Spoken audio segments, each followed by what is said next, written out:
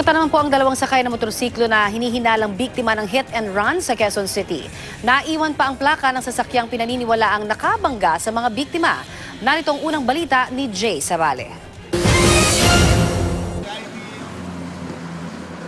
Duguan at tulala si JC Tilles habang nakadapa at walang mali naman ang kasama niyang si Ivy Santiago habang kinakausap ng mga responde matapos silang maaksidente sa Quezon Avenue Tunnel eastbound Barangay Pag-asa sa Quezon City mag-alas 4 ng madaling araw. Ang sinasakyan nilang motorsiklo nakasemplang ilang metro ang layo sa kanila. Wasak ang likuran nito kaya hinihinalang nakaladkad pa ang motor matapos banggain. Kwento ng motoristang nagmagandang loob. Traffic kasi, walang tumutulong sa kanila, tagal na, kaya umistop na ako. Wala pang tumutulong, nakita ko yung babae, kaya ganun. Tumawag na ako ng 117. Walang makapagsabi kung paano na-aksidente ang dalawa. Pero may plaka ng kotse ang nakita sa lugar, malapit sa motorsiklo.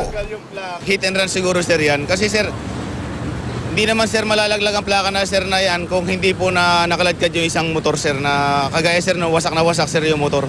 Ang plakang nakita na may plate number na XLU 676. Hinihinalang pagmamayari ng sasakyan na aksidente kina Tilles at Santiago. Agad dinala ang mga biktima sa East Avenue Medical Center habang inaalam ng mga otoridad kung sino ang may-ari ng plakang natagpuan sa insidente. Ito ang unang balita sa Quezon City. Jay Sabale, reporting.